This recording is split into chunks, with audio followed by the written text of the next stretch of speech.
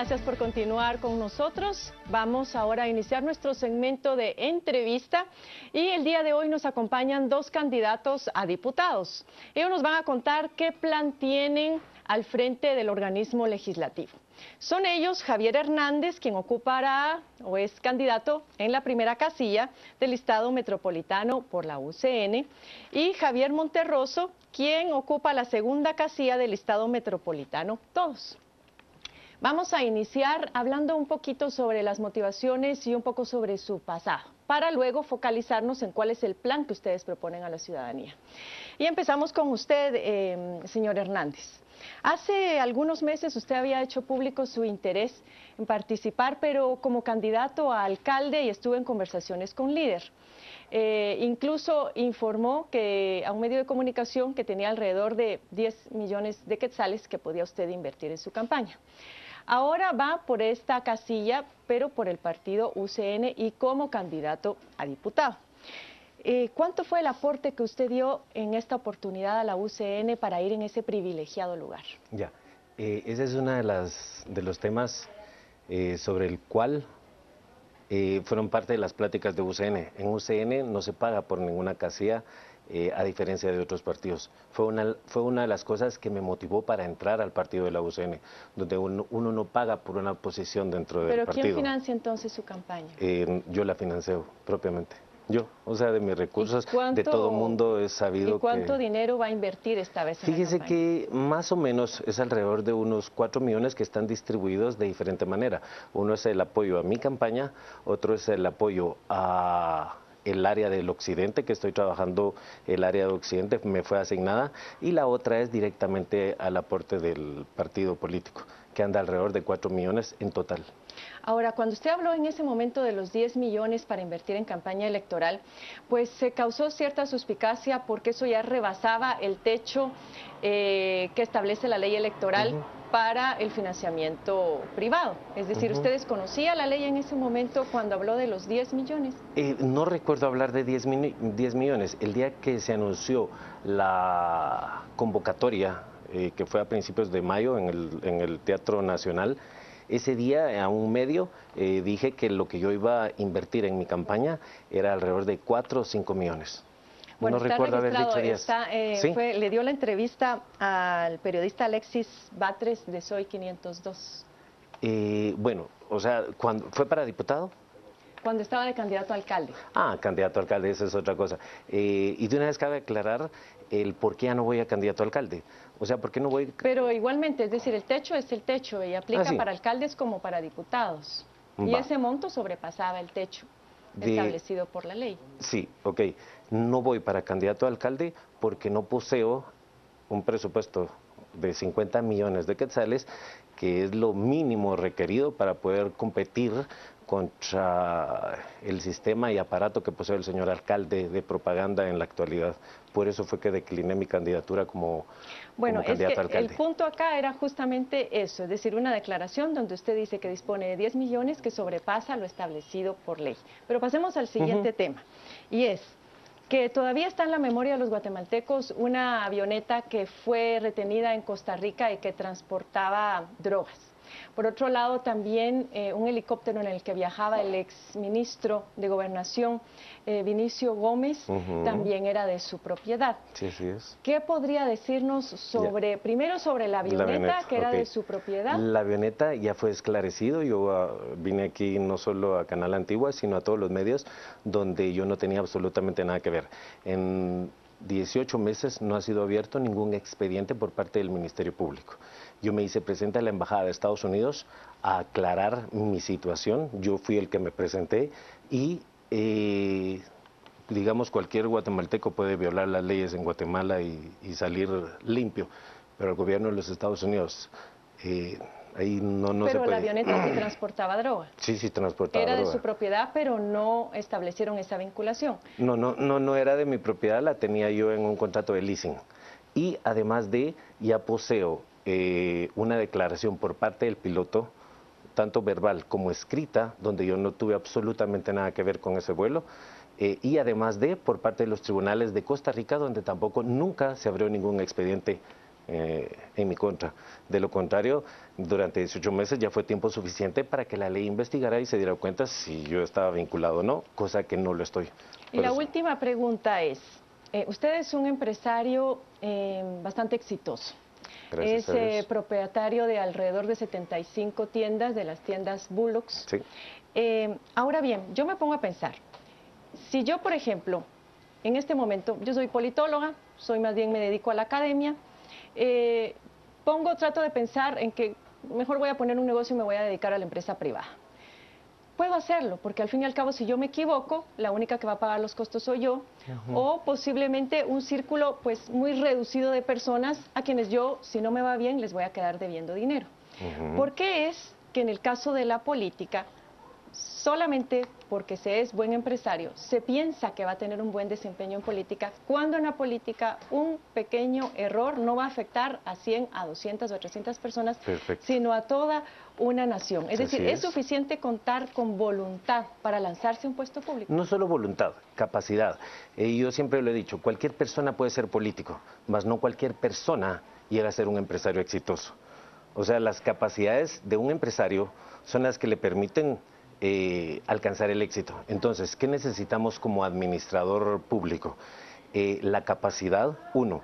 2, la integridad. 3, el poder conformar equipos de trabajo, el saber delegar. Entonces yo creo que, regreso al mismo punto, o sea, cualquier persona llega a ser político. O sea, no necesita de estudios, no necesita de preparación, no necesita haber demostrado su capacidad. Cualquiera es político. Ahora mencióneme lamentablemente, pero eso es justamente lo que está tratando de corregir ahora la sociedad civil, de que se cumpla justamente con el artículo 113 constitucional que habla de la honestidad, de la idoneidad y de la integridad. Así es. Es decir, esa es la demanda actual de la ciudadanía. Pero como me interesa hablar de la propuesta, vamos ahora a hablar con Javier Monterroso. Él fue candidato también a diputado en las elecciones pasadas por el movimiento Nueva República, un partido identificado con ideología de izquierda. Ahora participa por el partido Todos, cuya ideología es indiscernible. Es decir, ¿cuáles fueron esos principios, esos valores que finalmente lo convencen para participar con este partido político que aparentemente es un híbrido ideológico? Bueno, Carmen, yo no diría que el partido Todos es un híbrido ideológico, precisamente es la correspondencia de ideas, esa similitud de ideas con Roberto Alejos, quien es el que me invita a participar en el partido Todos. Conversamos varias veces con él y llegamos a varios puntos de entendimiento, principalmente por la necesidad de una reforma del Estado. La reforma política, jurídica del Estado de Guatemala es lo que nos une al partido Todos. Por eso yo ingreso, me abren las puertas sin ninguna condición y me piden que colabore con ellos en el tema de los que nosotros sabemos, que hemos venido trabajando mucho tiempo: la reforma política del Estado, la reforma de la ley electoral y de partidos políticos, la reforma del sistema de justicia, todas estas reformas que ahorita la ciudadanía está pidiendo, ¿verdad? Una mejor forma de elección de jueces y magistrados, una mejor forma de elegir a los mismos diputados, un mejor desempeño de los diputados en el Congreso, pasa por una reforma política del Estado, y el partido Todos precisamente es el que más los últimos años en el Congreso impulsado la ley electoral y de partidos políticos. Se presentó también una propuesta de reformas constitucionales al tema de elección de magistrados y jueces que fue impulsada también por las universidades y por ACIES. Entonces hay correspondencia de ideas. Precisamente por eso nos conocemos con Roberto, porque habíamos impulsado procesos, la ley de carrera del Ministerio Público y otros. Entonces ahí encontramos ese clic, esa correspondencia, y por eso me interesa el partido Todos, porque es un partido con propuesta. Ideológicamente, el partido Todos se califica como socialdemócrata, y yo también personalmente me considero socialdemócrata. Ahora bien, me imagino que las críticas han sido numerosas en el hecho de que usted esté participando con Alfonso Portillo, porque estamos viviendo en un momento en donde la gente no admite puntos medios, es decir, o está a favor de la corrupción o está en contra de la corrupción. ¿Qué respuesta da usted a quienes critican su decisión de ir por este partido? Bueno, el partido Todos decidió postular a Alfonso Portillo en el listado nacional. Yo voy en el Distrito Central, son dos listados diferentes. Definitivamente Alfonso Portillo ya lo ha dicho claramente, él se equivocó y apagó un tiempo en la cárcel por ese error que cometió. En el partido todos estamos totalmente en contra de la corrupción, a favor de la transparencia. Tenemos una agenda legislativa a impulsar en el Congreso que incluye, por ejemplo, la ley de probidad y responsabilidad de funcionarios públicos, para que todos los funcionarios públicos, antes de entrar a ejercer cualquier tipo de cargo, tengan que presentar su declaración jurada patrimonial, para que no pase precisamente lo que está pasando hoy con Roxana Valdetti. Entonces, mi compañero aquí, si es electo diputado, tiene que decir cuánto tienen todos sus bienes, cuál es el monto de sus empresas, igual cualquier diputado, igual cualquier alcalde, igual cualquier persona, pero tiene que ser pública esta declaración. Actualmente no es pública, entonces, precisamente para combatir la corrupción necesitamos entrar al Congreso. Solo desde el Congreso se puede combatir realmente el tema de corrupción. Yo lo sé por experiencia, desde el Ministerio Público intentamos muchas veces perseguir el tema y es muy difícil. Actualmente los casos de CICIG, por ejemplo, que están vinculados con corrupción, están caminando bien, pero en algún momento va a conocerse los criterios de los jueces en esta materia, los documentos, la capacidad del Ministerio Público y de la CICIG de entrar a conocer las declaraciones patrimoniales. Esto actualmente no se puede porque la Contraloría General de Cuentas es una institución muy débil. Vamos a seguir hablando sobre las propuestas, pero ¿cómo se defiende usted de las acusaciones de Aníbal García el año pasado? En el sentido, Aníbal García ahora es candidato presidencial por el partido por el cual usted corrió en las elecciones pasadas, por el MNR. Él hacía unas acusaciones en cuanto a que usted estaba apoyando a una asociación para comprar dirigentes de ese partido político. ¿Qué puede decirme sobre eso y por qué terminó tan mal la relación con García? Bueno, creo que ese punto no es tan importante, pero en principio nosotros intentamos hacer un partido político que se llamaba Movimiento Nueva República, más o menos en el 2011. Desafortunadamente, antes, 2008. Desafortunadamente hubo muchas diferencias. Yo salí del partido político Movimiento Nueva República y puedo comprobarlo. Me desafilié del partido político Nueva República desde que entré a trabajar al Ministerio Público, porque no podía estar trabajando en el Ministerio Público y participar en política. Está prohibido por la misma ley orgánica del Ministerio Público. Entonces yo me desafilié al partido. Entiendo que tuvieron diferencias muy fuertes con personas muy afines a nosotros. Esas diferencias han llegado a tribunales, a discusiones en el Tribunal Supremo Electoral, pero yo me desligué del Movimiento Nueva República desde que entré al Ministerio Público. Pero definitivamente soy cercano a personas que han tenido diferencias con él. Entonces diría yo que esas diferencias se han volcado contra mí como una persona más o menos pública. Y finalmente, ¿quién lo financia? El financiamiento que yo tengo o que vamos a utilizar para la campaña política es mi financiamiento, pero también de amigos, profesionales, empresarios, pero los aportes de cada uno de ellos no sobrepasan 10,000, 5,000 quetzales. En el caso mío también, pues el trabajo que he desarrollado como profesional es lo que estamos aportando al financiamiento. Muy bien, pasemos ahora a la propuesta. Es decir, uno de los clamores ciudadanos es la desaparición del listado nacional de diputados. Entiendo que no los dos van por el listado nacional, pero ¿qué opinan ustedes de esta decisión? Es decir, ¿cómo defender o cuál es su opinión sobre este listado nacional? ¿Conviene o no conviene? Muy rápidamente para que nos dé tiempo de agotar otras preguntas. Lo que conviene es una reducción del número de candidatos, del número de las casillas que existe dentro del Congreso Nacional. Pero el tipo de listado, ¿qué propone usted? Una reducción a ese número de candidatos que... Porque una cosa es reducir el número de diputados al Congreso de la República, que justamente ese ha sido también un clamor popular, actualmente son 158. Sí. Hay una propuesta que está ya avalada por la Corte de Constitucionalidad, en donde el Congreso dice, bueno, que no sean 158, sino 160. Pero eso únicamente fija el número de diputados, pero no toca el tema de los listados. El tema de los listados, o sea, sí debe haber una representatividad, lo que pasa es que no existe dicha representatividad por parte del diputado electo de ese departamento.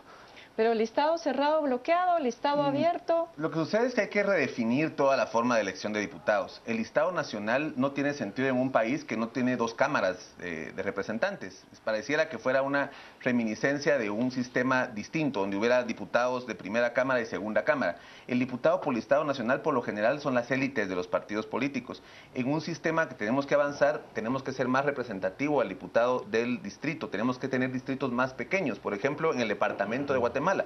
Actualmente se exigen 19 diputados por todo el departamento, pero una reestructuración de los listados tendría que decir, por ejemplo, que el listado de Misco elija un número determinado de parlamentarios, que hay un distrito que es Villanueva, que son los municipios más grandes, que elijan sus propios diputados. En la ciudad de Guatemala, que se elijan diputados en base a distritos más pequeños. Las listas uninominales también tienen que plantearse, no solo es el partido el que hay que votar, sino la persona. Entonces sí se necesita ahí una reforma muy fuerte, pero esa reforma sí lleva a una reforma constitucional, que también se puede hacer no solo por Asamblea Nacional Constituyente, sino también por el propio Congreso de la República, ratificado en consulta popular. Justamente esta demanda por reducir el número de diputados en el Congreso tiene que ver con la insatisfacción ciudadana con el desempeño. De las tres funciones tradicionales y clásicas del Congreso de la República, de todo organismo legislativo, ¿cuál es la que usted considera más importante? Dentro de las... De las tres funciones básicas y clásicas del organismo legislativo, ¿cuál es la más importante? Yo diría que velar porque realmente se cumpla la Constitución. Estaba yo leyendo la Constitución y el problema, o sea, no hay que darle demasiadas vueltas. Simple y sencillamente no existen los mecanismos ni los procedimientos para que se lleve a cabo y se cumpla con la Constitución. Es decir, la función de control del organismo legislativo y fiscalización. Sí, o sea, el que cada artículo sea cumplido. O sea, la Constitución es linda, es bonita, mas no se está cumpliendo con ella. ¿Y para usted? Bueno, yo creo que un legislador tiene varias funciones en el Congreso de la República. Por un lado hay que ver la fiscalización, por supuesto que es importante ver cómo se gastan el presupuesto del organismo ejecutivo, cómo se ejecuta ese presupuesto, cómo funcionan las instituciones, cómo se implementa no solo la Constitución, sino las otras leyes que han sido aprobadas por el Congreso. Pero en estos momentos definitivamente hay que hacer transformaciones estructurales del país. ¿Cómo mejoramos la eficiencia, la efectividad del trabajo legislativo? Definitivamente para mejorar el trabajo legislativo tenemos que tener mejores diputados. O sea, es un organismo colegiado que se basa en las personas. Pero eso requiere también mejores partidos políticos. Exacto, pero la lucha se hace desde adentro. La lucha de la sociedad desde afuera es positiva, pero también tenemos que involucrarnos en los partidos políticos. Precisamente por eso yo me involucro por segunda vez como candidato a diputado, porque creo que los cambios se hacen adentro. Si no estamos en el Congreso, si no hacemos los cambios estructurales en el Congreso, y la otra función, precisamente por eso, es que hay que legislar, hay que reestructurar el Estado. Hay que aprobar una serie de leyes, modificaciones al mismo Congreso, porque no puede ser posible que se pasen en interpelaciones permanentes y eso estanque la labor del Congreso. Este que tenemos hoy es el peor Congreso de la historia de Guatemala este año, porque tenemos un Congreso que no se ha reunido más que para conocer la renuncia de la vicepresidenta y el nombramiento del nuevo vicepresidente. Pero el Congreso ha estado totalmente inactivo y hay muchísimas leyes que la misma ciudadanía está levantando, principalmente la ley electoral de partidos políticos. Vamos justamente sobre esa. Señor Hernández, ¿cuáles cree usted que son las dos reformas fundamentales, estratégicas, que hay que apoyar en las modificaciones de esta ley electoral y de partidos políticos? Una de ellas sería la no reelección de los diputados, sería una de las principales, o esa reelección condicionada, o máximo un periodo, dos periodos de ejercicio de las funciones de un diputado. Esa sería la número uno. Y la número dos, como ya se dijo, es la reducción del número de diputados que existen. Y algo que es importante y que no se ha tomado en cuenta dentro de la ley de reforma electoral es el que los diputados sean electos individualmente, no por listados, ya que esto tiende a... Desde ahí empieza la corrupción. En una casilla, tradicionalmente en los partidos, una casilla viene y es vendida por valores de $1 millón, por ahí es un promedio, unas más arriba, otras más abajo. Y a la hora de elegir, usted elige por la primera persona, es como ahorita, el señor Portillo va a venir y va a aportar un determinado número de candidatos en la lista nacional.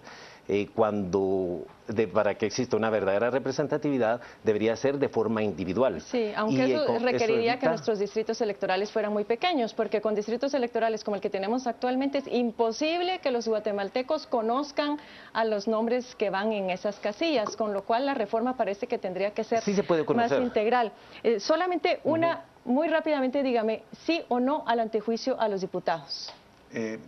Los diputados, ningún funcionario público debería tener antejuicio. Lo que hay que mejorar es el sistema de los filtros que tiene que tener un proceso penal. Pero volviendo al tema electoral y de partidos políticos, lo que está planteándose no son reformas electorales de partidos políticos. La reducción de diputados, la discusión de los distritos electorales, eso es reforma constitucional, porque en la Constitución es donde se establecen los distritos electorales, en la Constitución se establece que el diputado se pueda reelegir.